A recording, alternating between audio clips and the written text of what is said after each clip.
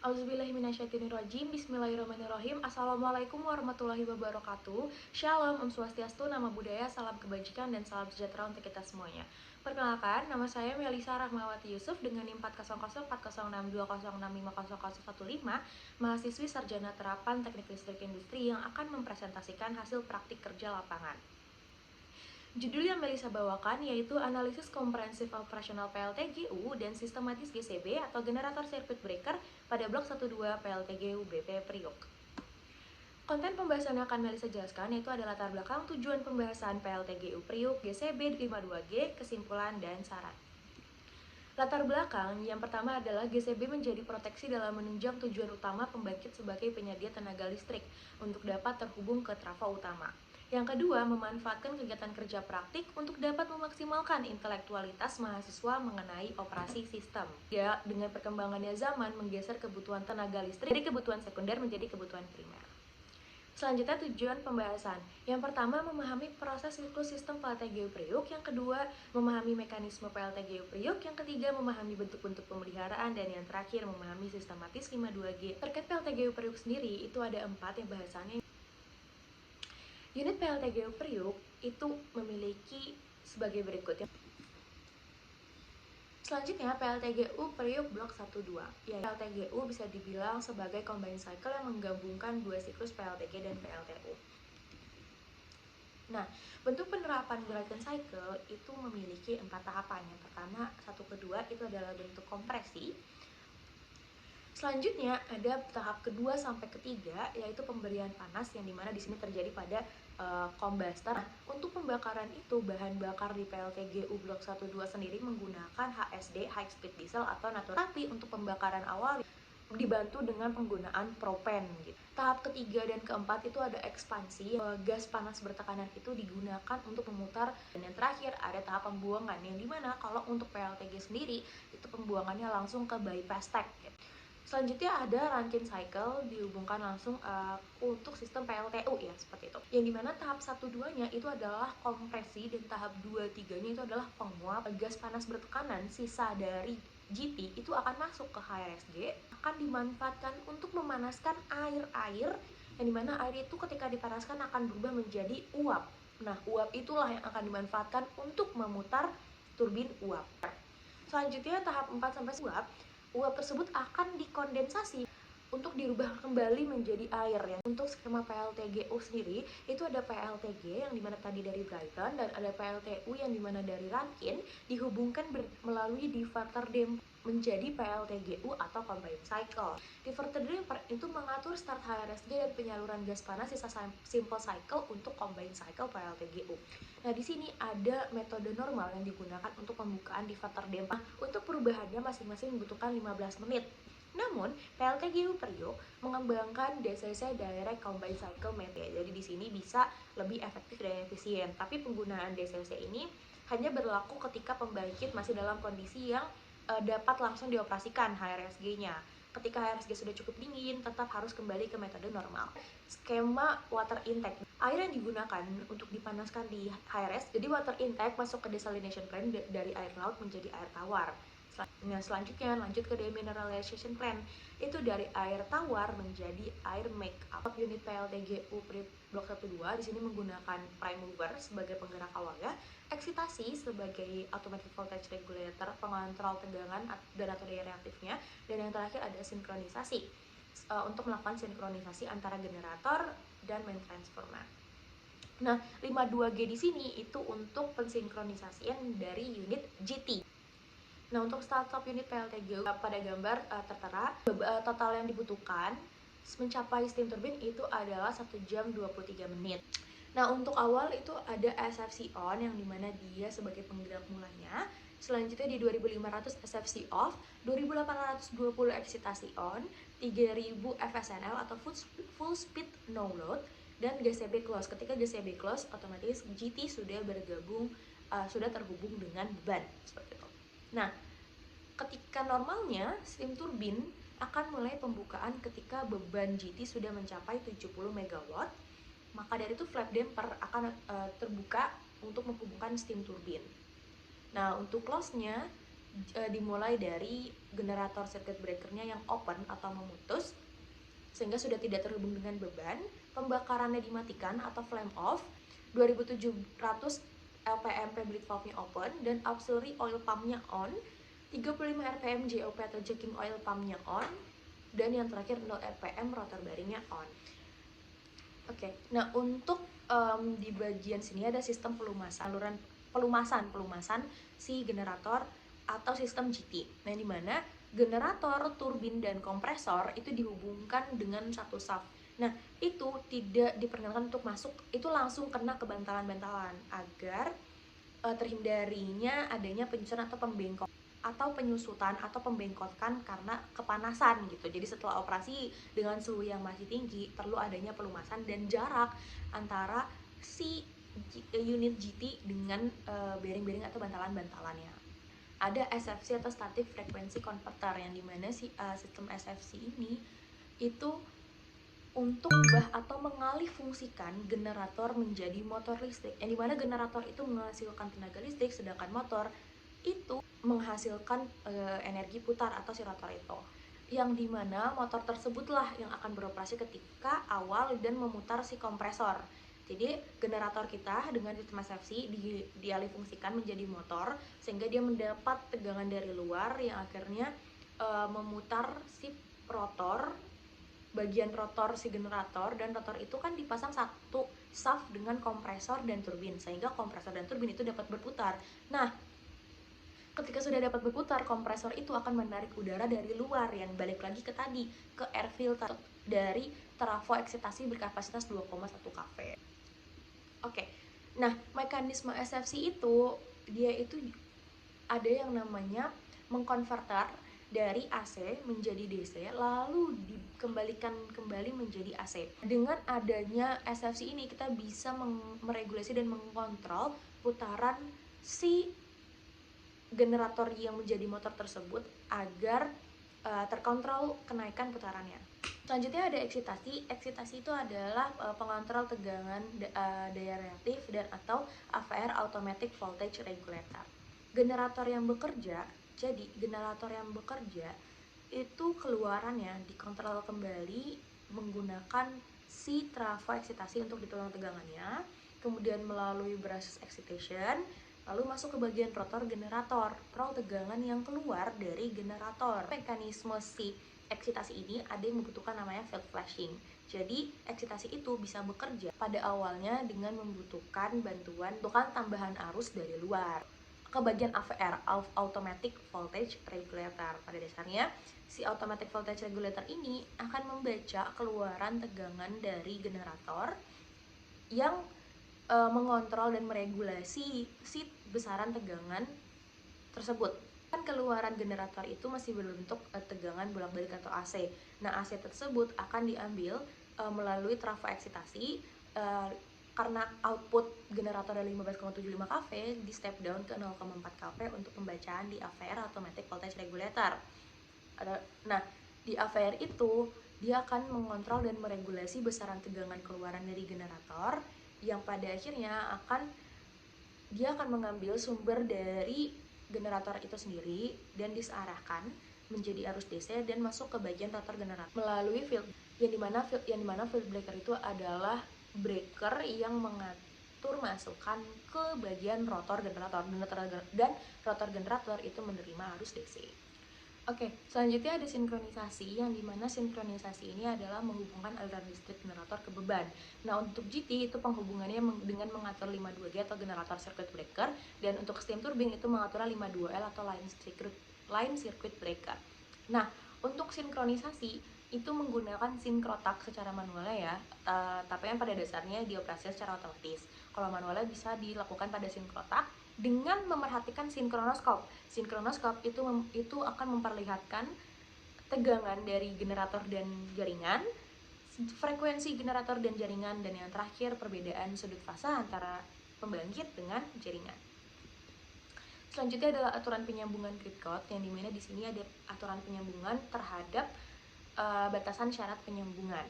Nah, di sini ada rentang frekuensi, ada rentang tegangan, dan faktor daya yang harus dijaga. Nah, ketika hal-hal tersebut tidak terjaga, itu akan dibaca oleh modul relay, yang dimana modul relay ini akan memerintahkan 52G atau 52L untuk trip. Oke. Selanjutnya ada maintenance of Prio combined cycle power plant. Itu ada tactical dan non tactical, yang dimana tactical itu well prepared dan non tactical itu unprepared. Yang dimana kalau unprepared itu bentuknya korektif dan emergency. Jadi kalau reaktif langsung perbaikan, kalau emergency juga secara tidak kita bisa prediksi kerusakannya, tapi kita bisa lakukan perbaikan atau pergantian seperti itu. Nah, untuk tactical itu ada elemen of tactical maintenance, ada overhaul, yang dimana overhaul itu pemeliharaan dilakukan berdasarkan rentang waktu, ada preventive maintenance, pemeliharaan yang telah dipersiapkan dan dilakukan dalam rentang harian, mingguan, dan bulanan, ada predictive maintenance untuk memonitoring terhadap peralatan, ada proaktif, modifikasi atau mengganti suatu peralatan yang dapat mengatasi penyebab permasalahan, ada run to failure, pemeliharaan terhadap alat yang tidak begitu kritikal pengecekan ketika kerusakan, dapat memperhatikan suku cadangnya. Selanjutnya ada CD, condition directed, yang dimana pemeliharaan pada barang yang terindikasi kegagalan atau kerusakan ketika pemeliharaan ketika pemeliharaan. Selanjutnya ada interval overhaul maintenance. Di sini ada min max, itu maksudnya inspect measure gitu. Nah, untuk minim dan measure-nya untuk steam turbine dan GT itu tertampil pada sebagai berikut. Selanjutnya ada generator circuit breaker, yang dimana dia sebagai pemutus dan penghubung aliran listrik pada keadaan berbeban yang dilengkapi dengan pemadam busur api. Nah, 52G itu memiliki makna yang dimana 52 itu adalah alternating current dan CB adalah circuit breaker, sedangkan G-nya untuk generator. Ini berdasarkan standar yang telah dikeluarkan. Ini adalah gambar-gambar generator circuit breaker, yang dimana terdiri dari cover, connection housing, insulator, base, dan pole frame. Nah, untuk luarnya itu ada bagian compressed air fitting, compressed air receiver, air supply unit, control cubicle, position indicator, dan CV operating mechanism. Nah, untuk bagian sisi transformer dan generator side itu dimaksudkan pada ujung kedua si GCB ini terhubung ke trafo atau generator. Nah, selanjutnya ini bagian panel-panel kontrol dari GCB. Nah, ini untuk nameplate dari 52G itu sendiri, yang dimana bisa rated voltage-nya mencapai 24 kV, frekuensinya membaca di 50 Hz, rated current-nya di 8000 ampere. Nah, untuk ketika terjadi short time withstand current atau short circuit making current, breaking current-nya itu tertampil pada nameplate sebagai berikut. Selanjutnya ada klasifikasi 52G berdasarkan buku panduan pemutus tenaga PT PLN tahun 2014 dari GCB yang digunakan oleh perusahaan, itu yang dimana GCB ini masuk ke SF6 penggunaannya, use sulfur hexafluoride as an air catching insulating medium. Selanjutnya ada terdiri dari 3 pole GCB atau GCB 3 pole, tripole. Selanjutnya masuk ke single pressure type max 7 bar. Nah, ada 52G work principle, yang dimana GCB ini terjadi close dan open, close connected, open trip, itu pada posisi sebagai berikut. Nah, itu sudah Melisa coba bandingkan gambarannya, Melisa lingkar-lingkari itu terhadap pengoperasian GCB ini. Nah, jadi awal mulanya dari sinkrotak untuk melakukan open atau close-nya. Nah, jadi kita mulai dari sinkrotak untuk melakukan close-nya atau penghubungan si GCB-nya sehingga menjadi posisi close.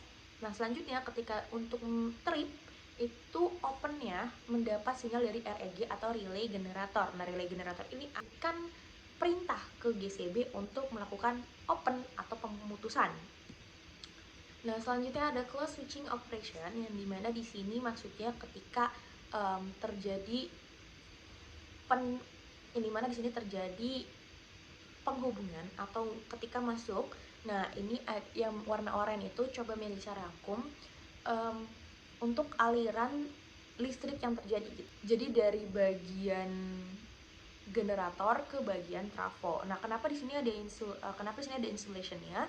Karena terjadi pemutusannya itu di sini gitu. Selanjutnya akan dialirkan ke bagian trafo. Nah, untuk open works principle ini, yang biru ini adalah gas SF6-nya. Jadi aliran gas SF6-nya itu dia akan memenuhi ruangan si GCB, tapi ketika terjadi pembukaan dia akan masuk mengalir sampai memadamkan arcing kontaknya. Nah, di sini ada key performance circuit breaker maintenance yang dimana terdiri dari visual inspection, online monitoring, shutdown measurement yang dimana pemeliharaan ini ketika tidak beroperasi ya untuk pengukurannya. Selanjutnya ada condition ketika terjadi hal-hal yang di luar kendali, dan yang terakhir ada overhaul, pemeliharaan yang dilaksanakan sekurang-kurangnya sekali dalam 3 tahun atau lebih berdasarkan manual instruction. Nah, maintenance GCB di sini sebenarnya maintenance yang Melisa terapkan, yang Melisa tampilkan itu adalah maintenance yang berkaitan dengan si GCB ini. Yang pertama adalah melakukan pengecekan tekanan gas SF6 dan tekanan udara kompresor pneumatik itu sendiri. Selanjutnya melakukan preventive maintenance terhadap motor B5 atau exhaust ruangan GCB agar tidak lembab. Jadi GCB ini ditaruhnya itu kan ada ruangan sendiri. Nah, ruangannya itu tuh butuh yang namanya exhaust supaya mengontrol dalam ruangan tersebut tidak lembab. Nah, motornya itu adalah motor B5 yang Melisa cantumkan, dan itu butuh pemeliharaan secara rutin untuk memastikan kinerja si GCB tersebut tidak terjadi kelembapan ruangannya. Nah, selanjutnya ada melakukan preventive maintenance pada kompresor basdak. Nah, jadi di PLTGU Priuk itu mengkombinasikan itu melakukan improvement dengan memberikan tekanan si GCB. Jadi kan GCB itu kan bergerak secara pneumatik. Nah, tekanannya itu dia ambil dari kompresor basdak gitu. Jadi bukan menggunakan bawaan dari GCB-nya, tapi dia menggunakan si preventive maintenance kompresor basdak. Cuman memang tabungnya tetap digunakan pada bagian sisi GCB itu karena itu tempat penyaluran pneumatik si GCB-nya. Dan juga melakukan pengecekan dan penggantian pada kontak-kontak panel GCB tersebut. Nah, untuk overhaulnya di sini yang pertama ini berdasarkan operation and maintenance yang dikeluarkan oleh GCB tersebut, yaitu pertama dilakukan pada ruang bersih dan kelembapan yang terpantau itu kurang dari 70%. Selanjutnya melakukan pergantian terhadap uncover ceiling ring dan securing elemen yang digunakan. Ketiga, pemindahan penggunaan crane, jadi menggunakan crane yang untuk permindahannya dan tools yang sesuai dengan spesifikasi. Yang terakhir melakukan pengecekan kebocoran pada GCB dan ruang penempatan GCB-nya. Nah, untuk tahapan-tahapannya itu secara intinya ada yang pertama, circuit breaker dalam kondisi open atau terbuka, jadi tidak sedang energize ya, atau tidak sedang menghubungkan gitu.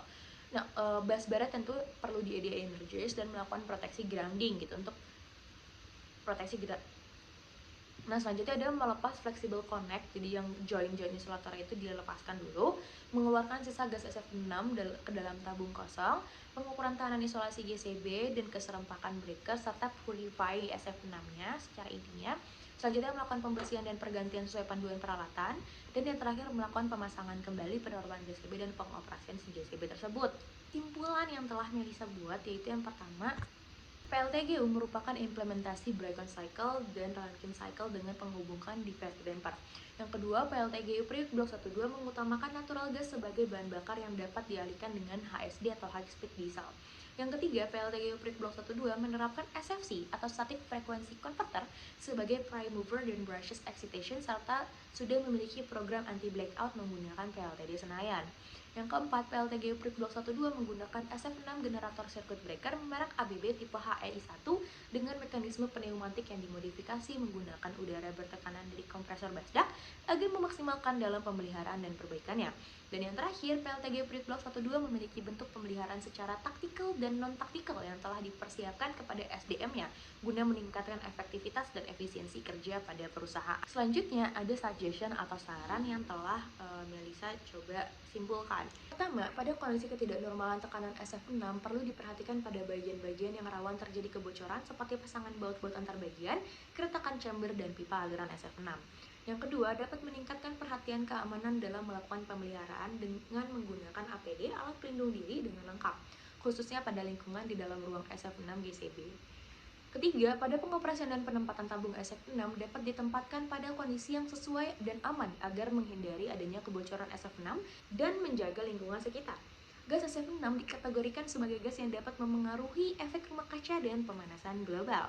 Yang terakhir, demi meningkatkan keandalan, keamanan, dan peningkatan kinerja kerja sistem, baiknya untuk tetap menjaga dan meningkatkan faktor utama dalam suatu pembangkit, manusia, material, mesin, atau sistem, metode pengoperasian dan pemeliharaan, serta lingkungan yang aman. Thank you for listening. Apabila ada pertanyaan, boleh langsung ditanyakan. Mohon maaf apabila terdapat kekurangan dan kesalahan. Wabillahi taufiq wal hidayah. Wassalamualaikum warahmatullahi wabarakatuh. Terima kasih.